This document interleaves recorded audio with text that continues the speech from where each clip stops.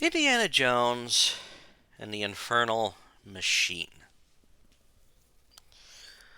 This was the third game released in the Indiana Jones franchise of games from LucasArts, Lucasfilm, whatever you want to call it now. And, it was initially released November 5th, 1999 on Windows systems.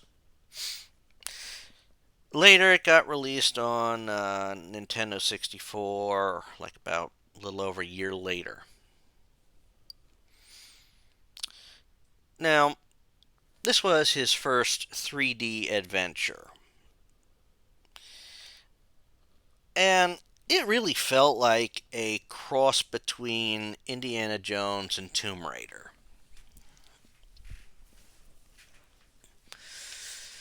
And its ages, its age definitely shows.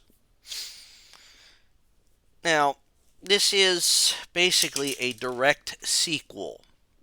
Well, not direct sequel, but it is a sequel to Fate of Atlantis, as Sophia is in it. And of course, you got the same voice actors that were in Fate of Atlantis. And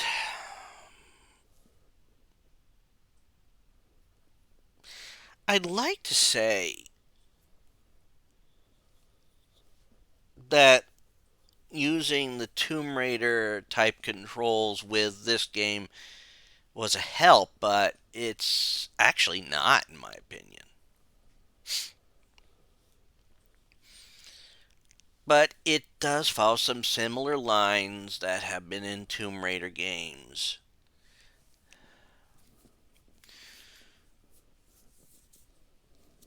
which is not doing Indy any favors.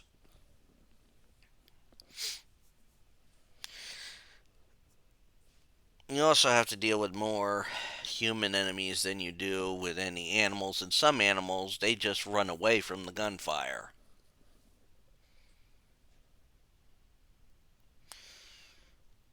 They try to do a lot with this title. Now, of course, it has one plus over it to a degree because you can actually look at a map on screen and an overlay. This doesn't necessarily help it, doesn't necessarily hurt it. The game basically opens with Indiana and Utah in the canyons, I think looking for probably one of the Native American lost civilizations. However, once he gets through the level, he runs up crossing paths with Sophia, who is now working with the CIA. She is not directly with the CIA. She's gone back to archaeology, although she does have a bit of mysticism still in there. And Indy can't totally knock mysticism. Well, he'll still mock it, but he's not entirely cutting it out.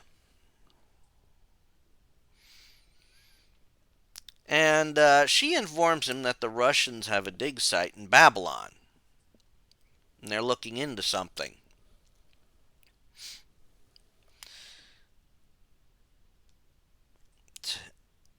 So he heads off to Babylon, working for, helping Sophia and the CIA.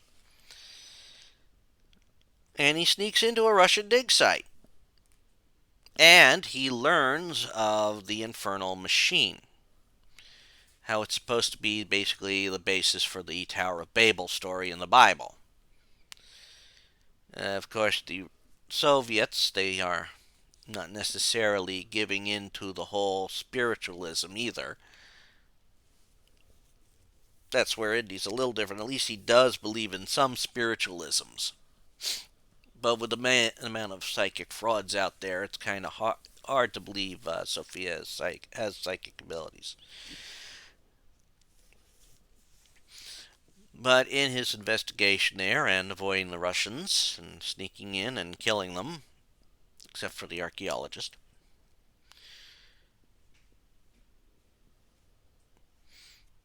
he heads off then to China to find one of the parts of the infernal machine. I remember the one level was a bitch and a half because you literally were relying on a river that you had to navigate through. And you have no maps. Well, you have a map, but a good portion of it here would be remembering where you've been. Because you have to get 4 candles and get them to this proper part to open up a path to a sanctuary. The river section was a pain in the ass.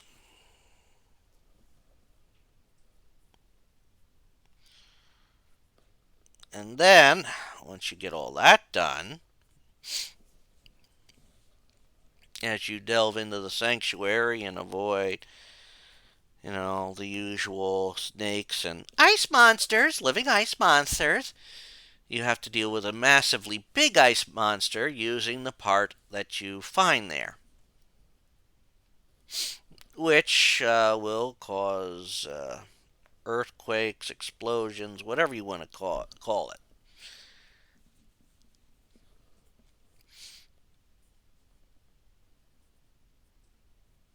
Of course, then you have the first part, and then you head off to Indonesia to an abandoned military installation set on an island, which is actually above your next location to go to, which is a temple. And so you are again fighting sea life now, which, the game ignores the laws of physics here, allowing you to shoot into the water. See, there's a reason why ballistic tanks use water as a medium to stop the bullet. Bullets lose a great deal of momentum the second they enter water.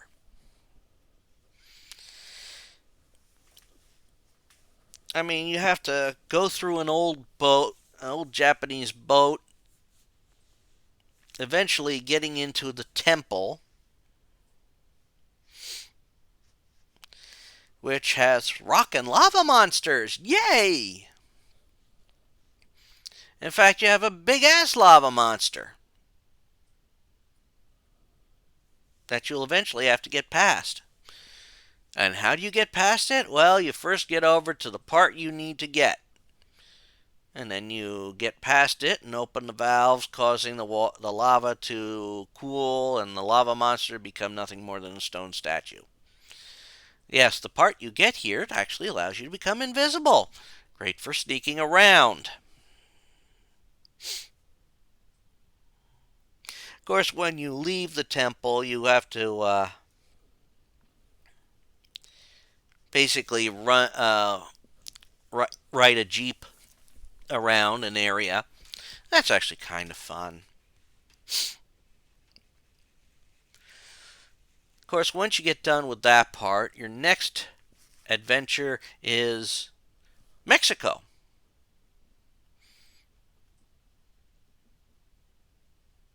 where you must seek out the Olmec Temple in the Olmec Valley. And of course, once you find your way to that and get into the valley and find the little lair there, or a little more, another temple-like thing there, while figuring out how to maneuver through this and open bridges that'll get you closer to the area you need to get to. You get into this temple where you find Quetzalcoatl. Also, a part that will make you levitate at certain areas. Amazing, isn't it? Yeah, amazing.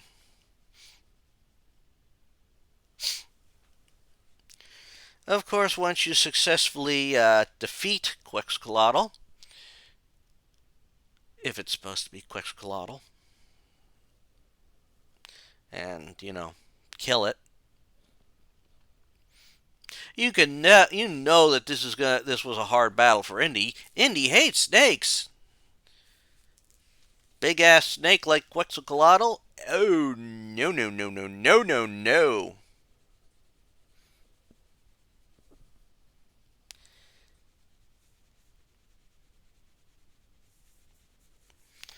I'm pretty sure he enjoyed figuring a way out to kill the damn thing.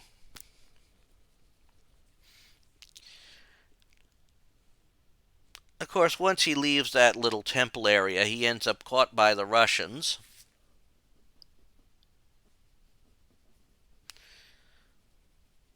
Then he's trapped on a Russian ship as they're heading off to where the next part is.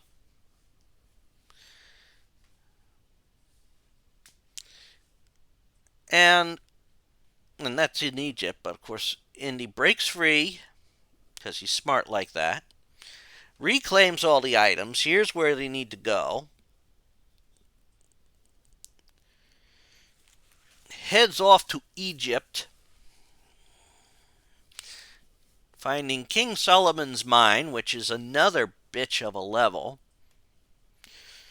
It did not help me that there were so many spooters in the damn place.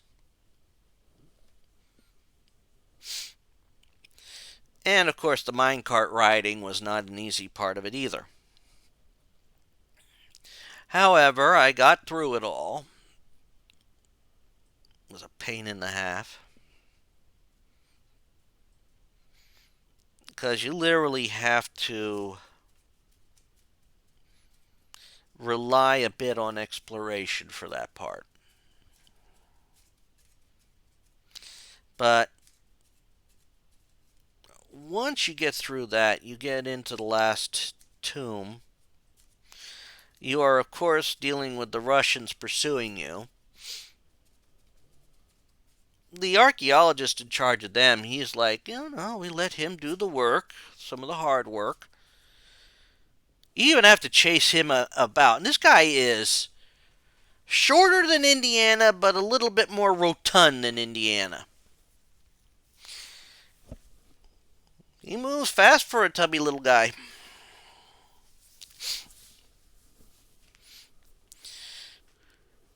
And Indiana finally gets the last part, finding a giant machine that causes lightning. Gets out of there after defeating a giant robot. Yeah, ancient Egypt, so we have robots. To which the CIA spook takes all the parts from Indiana. Sophia's going with him, but it's clear that this guy has now gone off the deep end. He wants to contact these otherworldly beings, this other dimension, and get them on America's side, so America can win the Cold War. The Russian archaeologist is like, well, I hope they aren't as stupid. I hope they're smarter than they seem by doing that. As he initializes his own concern. And he's like, wouldn't you have done the same thing? I am a man of science. I'm not about to do something. And from what I've been seeing, it would have been folly to even go in, attempt that. Well. To which, well, our Russian archaeologist isn't necessarily the big bad guy we were thinking he was going to be. He's actually quite wise. Now Indy goes back to the lovely Babylon area to, quote, confront them. And the guy has put everything in the wrong spaces. He's also going quite mad.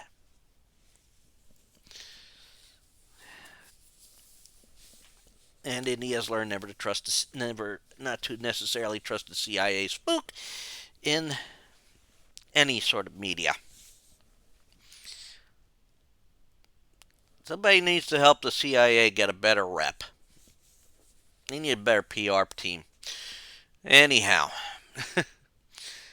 after running around and, you know, putting all the items back in the proper place, and we get an encounter with Marduk,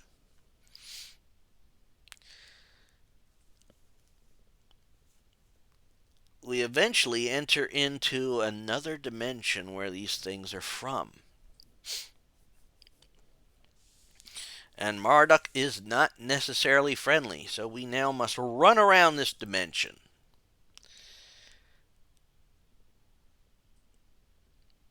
Beating, these strange creatures and robotic denizens, and eventually have to beat Marduk twice. The first time, we have to find a way to use his own weaponry against him. And after that, now he's a bit of a spirit running around and can hurt us. We have to use our whip to charge it up with some power so that we can power some things up to hopefully rescue Sophia. And when we manage to do that, hey, Marduk gonna possess her. Nothing new for her. So now we have to defeat a transformed Sophia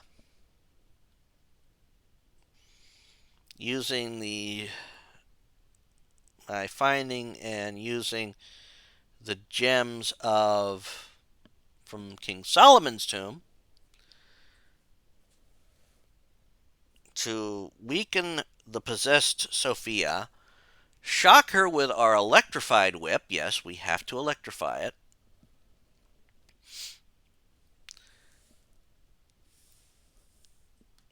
And then, once we have her free, as everything starts to fall apart and everything, we must escape.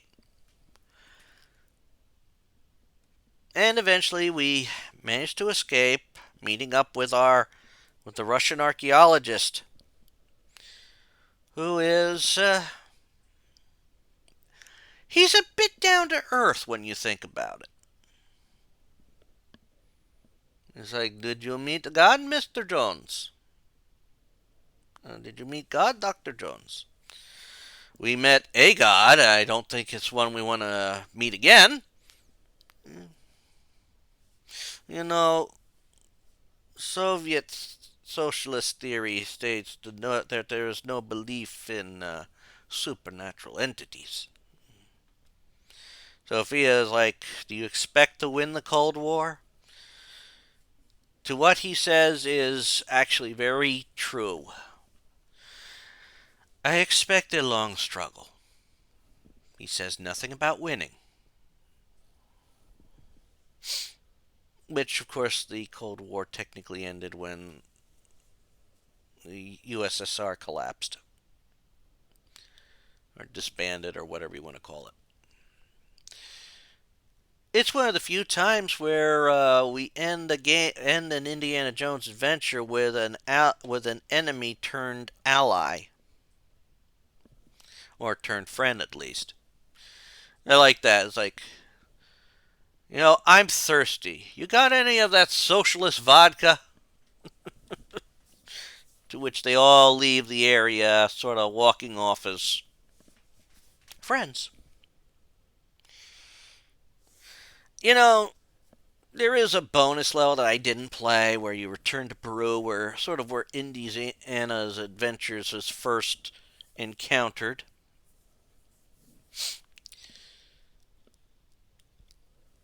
I mean, we all seen now the memorable scene of him running out, trying to outrun a boulder in the temple.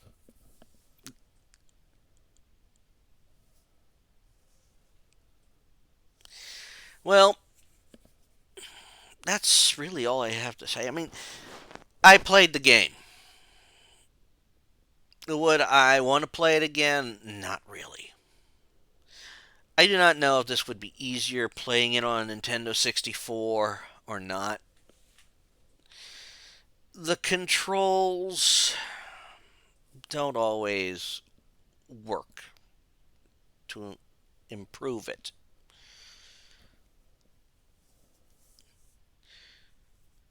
I can only hope Emperor's Tomb is better. But that's all I'm going to say about Indiana Jones and the Infernal Machine. Story wise, it's somewhat decent.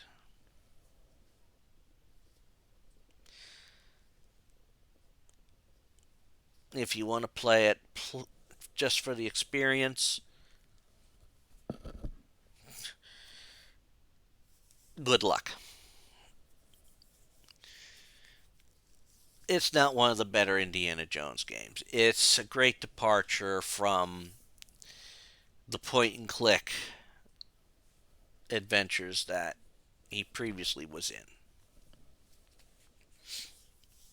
But like I said, that's all I'm going to say about that. And hope you enjoyed me rambling on about this rather meh game. Take care, all. Have fun, as always.